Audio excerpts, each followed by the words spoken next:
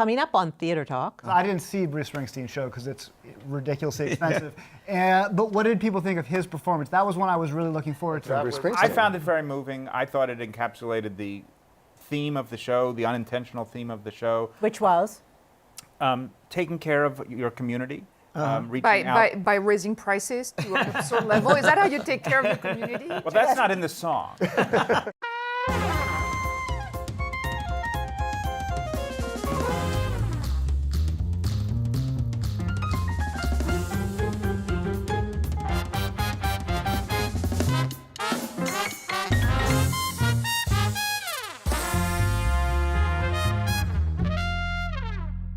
We have speed.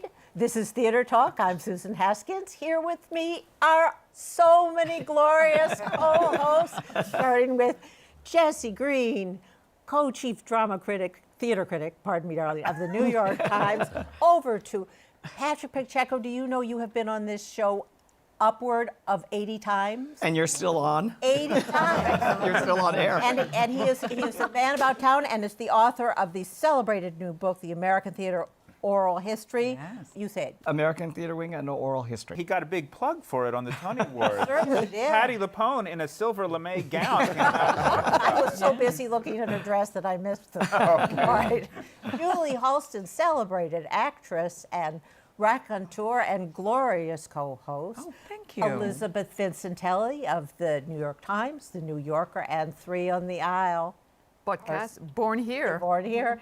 Jason Zinoman of the New York Times, Adam Feldman, Time Out New York, dance and theater editor, and the president of the New York Drama Critics Circle, Michael Musto, newnownnext.com. And guess who got the most predictions right on goldderby.com? Wow. Susan Haskins.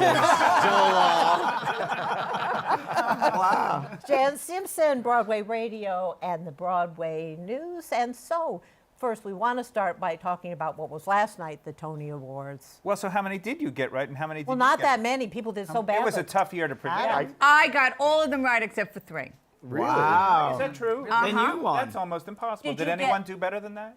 Oh, No. I just was sitting I there, didn't but I predict got the them all band's right. visit sweep. Band's visit got 10 out of 11. But I should have, because when you look at the competition, the other 3 nominated musicals were kiddie shows, silly shows, SpongeBob, Frozen, and Mean Girls. Yeah, it was more in They're the still good subsidiary. shows. Right. But That was met with deafening No, silence. but not the kind of shows that win Tony Awards. Well, Yeah. that may be a problem. Yeah, I think that Maybe was it. so. And we talked about this when we were doing our prediction show, but at a certain point, you're sitting down with the ballot and you're looking at what you want to represent Broadway. And these other shows, as good as they are in many ways, just aren't really on brand. But we were honoring all these literary things last night, all these literary efforts and highbrow stuff. What gets the biggest ovation? Trump. I don't know, we could do a little better than that. Well, he was just cutting right to the chase. He wasn't going to mess around with metaphors and. Well, it is a What we kind all of felt. metaphor, I hope. Yeah. But most of the show did have a kind of quieter, more dignified approach to politics, very personal in its politics. A lot of the winners spoke movingly about politics as filtered through their own personal experience and the experience of theater. I appreciated that. I don't know, how did that come across to all of you?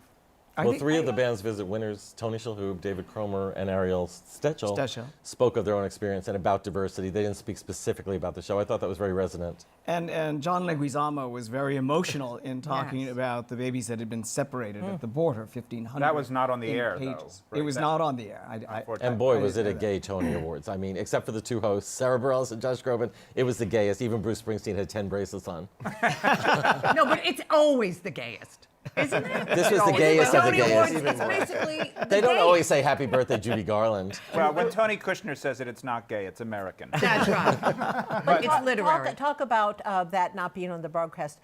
One thing I did have a problem with was, for example, that they didn't give the best composer on the air. Sure. And so Yeah. we at home didn't know that had happened, or if you weren't watching your cell phone. And it's sort of the momentum of the show was not building properly for Well, us. what does the composer have to do with it anyway? Well, they It's not did, just but they composer, did it for the They were book. scoring tons of the, like, I think they got lighting and sound, so Oh, they yeah. were really building up in awards that we didn't see The creative on the awards air. have been off the air for Yes, many yes. years, and lately they have also been going back and forth about best score and best book and whether or not they. But they put book on because they thought Tina Fey was going to win. Or And how that lose, works. but it would be So- interesting TV. And it was. Idemar Moses winning for it showed the limitations of campaigning because she was everywhere. Yeah. And you thought that she was the sentimental yeah. favorite. They actually did pick the best thing in every category. Yes. Yes. I know, Yes. I should factor that in when I do my predictions. You're Maybe they'll exactly pick the It'll best never one. happen again, Michael. I know. But not to have David Yazbek was insane. Yes. It was ridiculous. He also would have given a funny speech.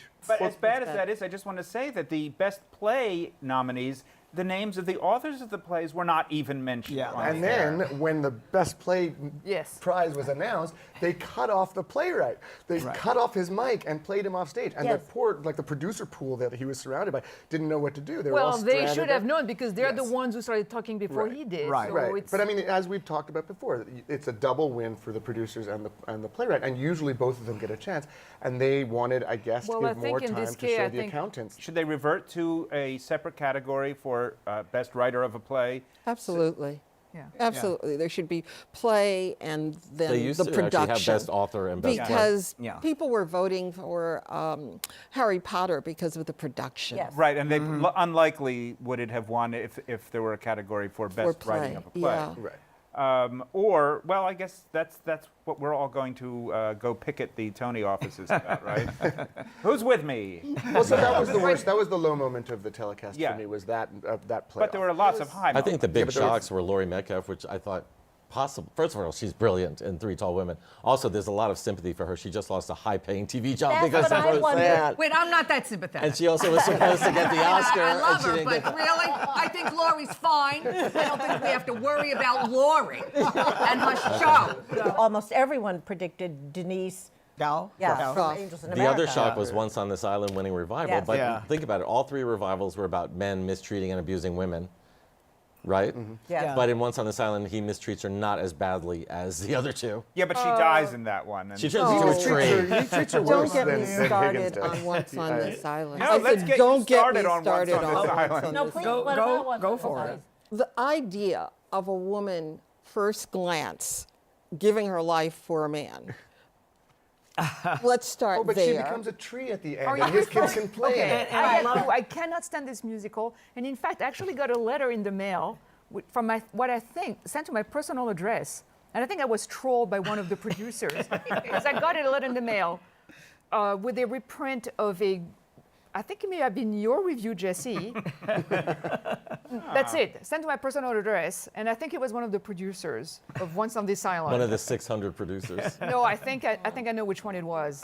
Well, So- whatever Well, we Nathan all know Lane, which one. Nathan Lane looked really over that goat, let me tell you. I think it's a really good production of Yeah. a horrible Yeah. show. I think it's Michael Arden. I think it was a tribute to Michael Arden's reinvention, original and very imaginative reinvention of this. I think the two classic musicals sort of I think- split, and it just ran down the middle. We're doing what we did on the prediction show, which is making all these psychological assumptions that steered us wrong in the first place. No, but what I think it's because they were voting for what their heart said. And I think No, that I think- anyone viewing at home wouldn't have been surprised by the two wins for Best Musical and Best Revival of a Musical, because those were the two numbers I think that came off the best on the Tony telecast.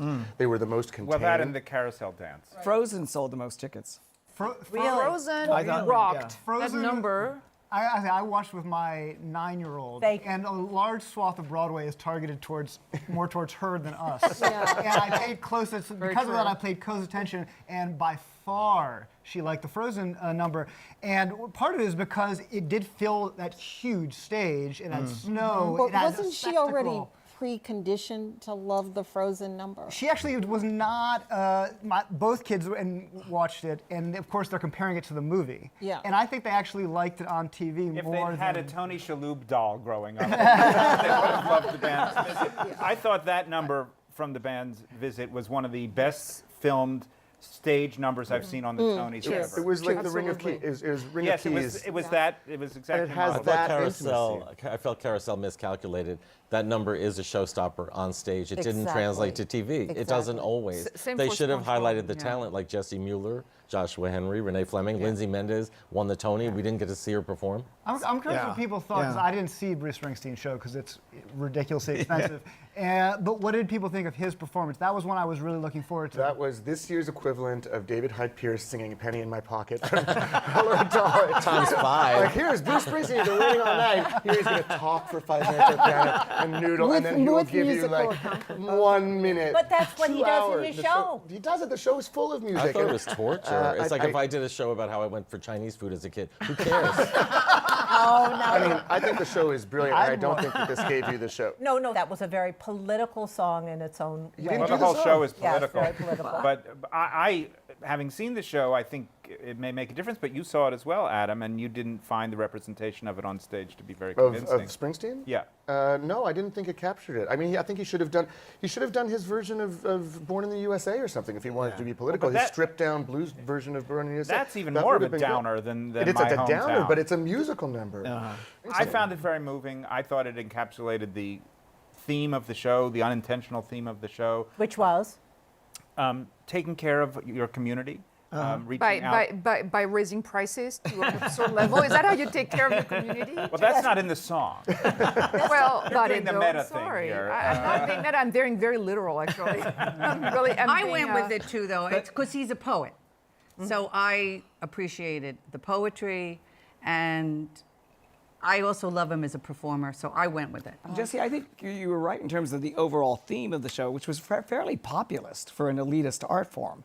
I mean, and the tone was set by Sarah Bareilles and Josh Groban. At the very beginning, we're all losers, you know, and we can relate to you because we're losers too.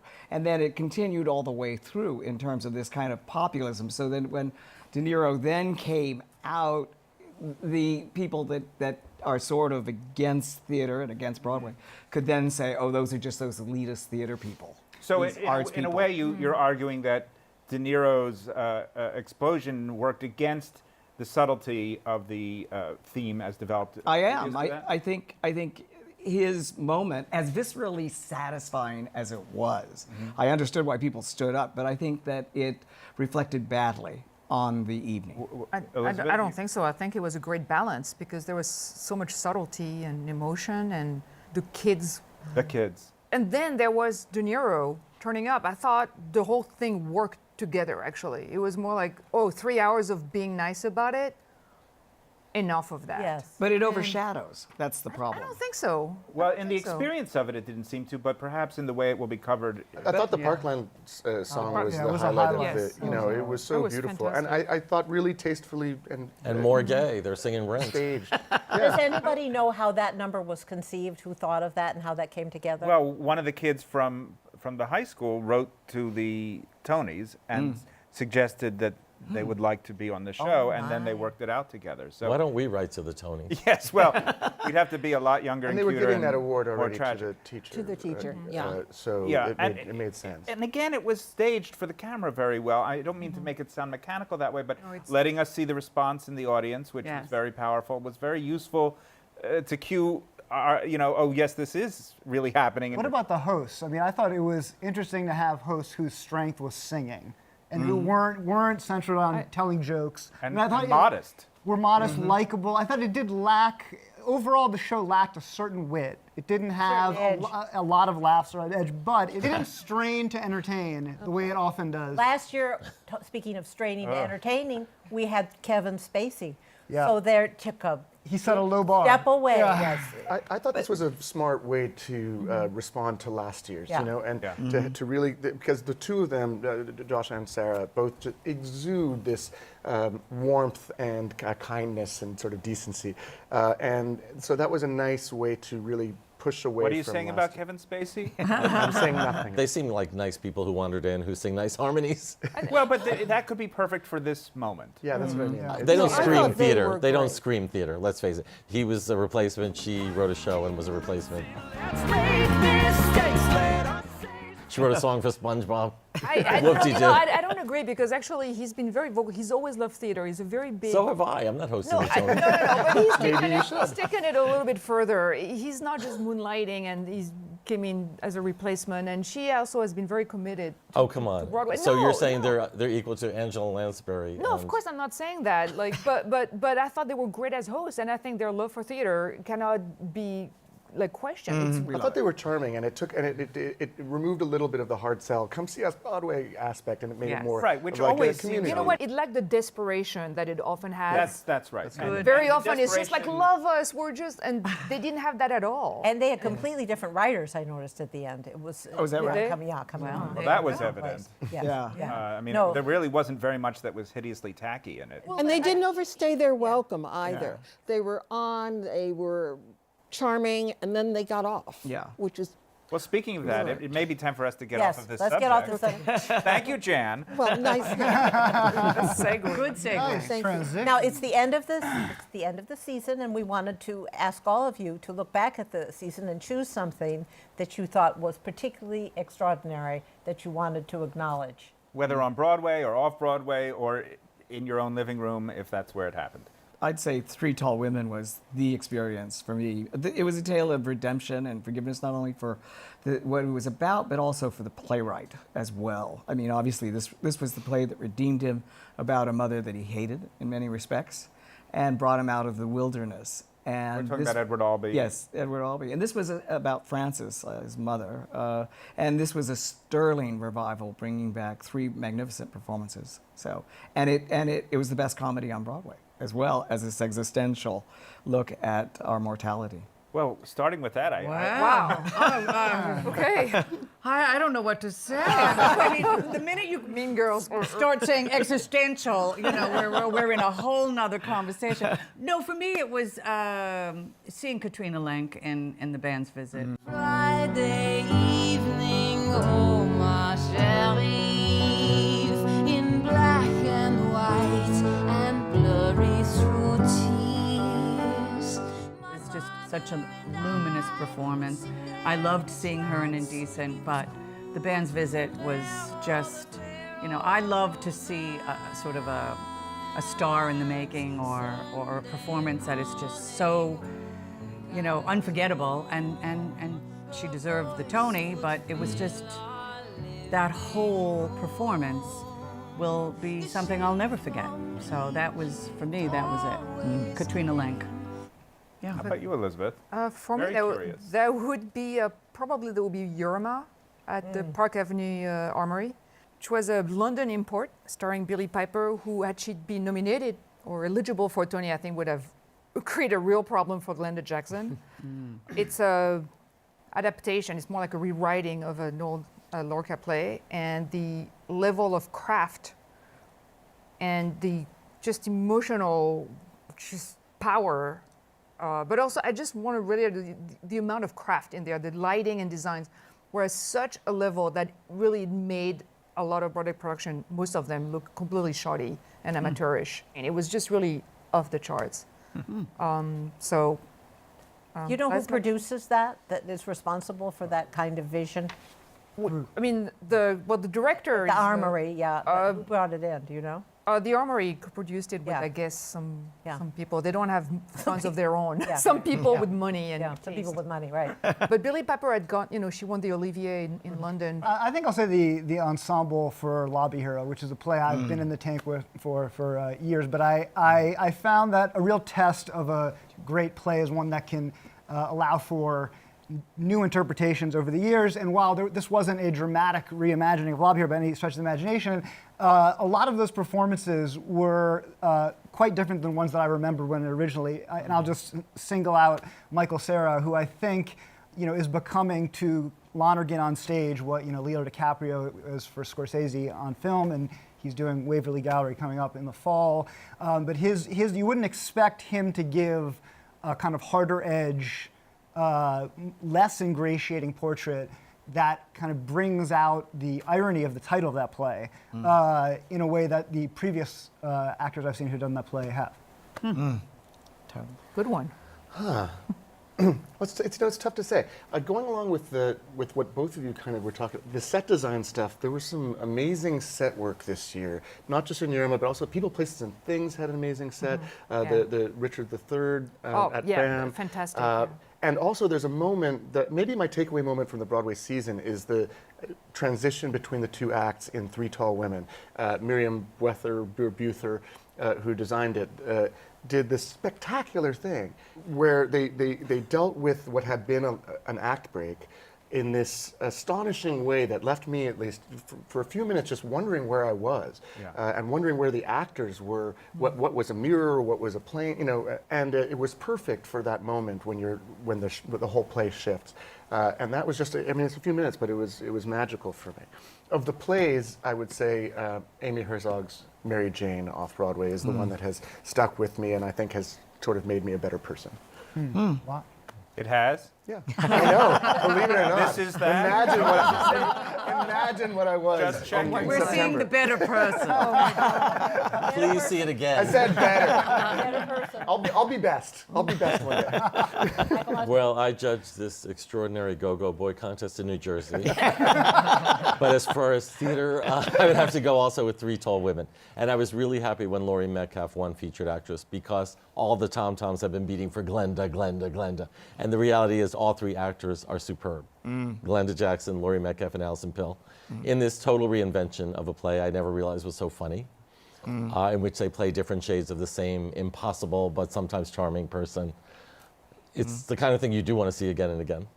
I'm going to go with Harry Clark, which was a one-man show that Billy Crudup did, where he plays this Midwestern guy who recreates himself as a sort of roguish Englishman, and then comes to New York and seduces a family. And I do mean seduces a family. And he plays all of the roles, and it's really a masterclass in acting. I just had a great time. And David Cale did a great job. Oh, wonderful. I mean, he's the Who writer, wrote the and piece. he's Who just wrote the fantastic. piece. We're running out of time, so I'm going to be really fast. I love the Stephen Adly Gurgis plays over at the Signature Theater, the revivals. I saw Our Lady of 121st Street just this weekend, a wonderful company. I particularly want to single out Quincy Tyler Bernstein, wonderful actress I first saw in Ruined, who she did this role I couldn't imagine who she was. She's one of our great, great actresses. I agree with everything everyone said, and mine is strange. I went back to see, you're going to hate this, Dear Evan Hansen again, and Rachel Bay Jones playing the mother of Evan Hansen. That was the performance that floored me more than anything I've seen this year. When it all feels so big. Wow. As much as I loved everything you all talked about, I was once again up at all. I think it has to do with being the parent of kids who are just about to be not kids anymore, and it's just too much for me. So, don't take me to that show again, is what I'm saying. The Tony winner, Rachel. Yes. Okay, so everybody, now this is the end of the season, and it's kind of a bittersweet day for us here because this is the last show after 20 years that we are going to be taping here at CUNY TV. And I just want to say that I am so sad to leave our wonderful crew here. The crew at CUNY TV has been so magnificent and allowed us to make this wonderful creative production. And I want to thank all of you who have guest co-hosted, and we plan to be back in the fall, and I hope you will all be here with us. You weren't a guest co-host, Patrick, but you've been here 80 times, so we're a That's because I'm as old as Glenda Jackson. Oh, God love her. All right, and we have this.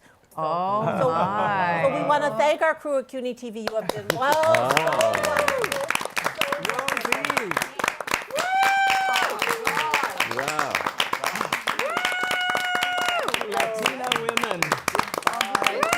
Look, I'm not going to name you all again because we're turning this over now to our composer and musical director, Tyrik Washington, who's here with Tyrik Washington to do a flight performance to end out our show.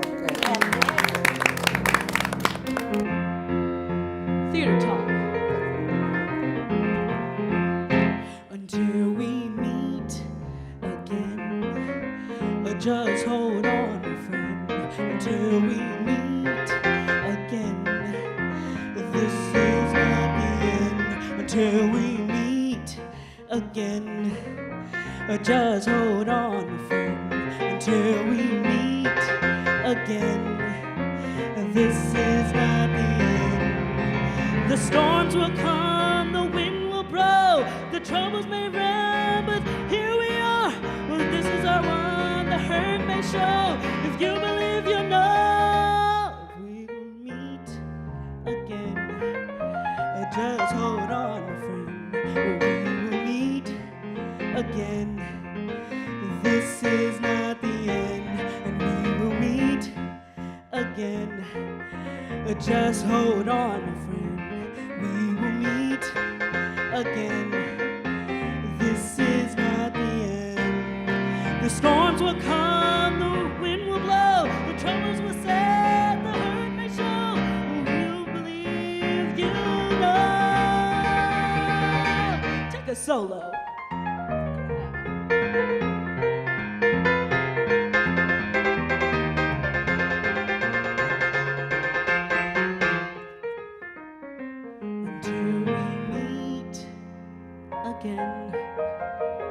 Just hold on, my friend, until we meet again. This is not the end.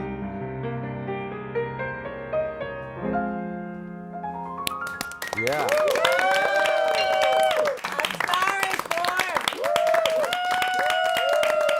We'll see you all next season. Thank you all, and Thank you, Susan. thank you, Cuny. Thank you, Cuny.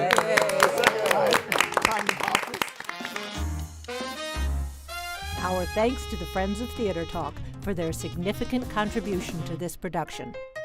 Theater Talk is made possible in part by the Frederick Lowe Foundation, the CORY and Bob Donnelly Charitable Fund, the Noel Coward Foundation, Carrie J. Fries, the Dorothy STRELSIN Foundation, and the New York City Department of Cultural Affairs. We welcome your questions or comments for Theater Talk. Thank you,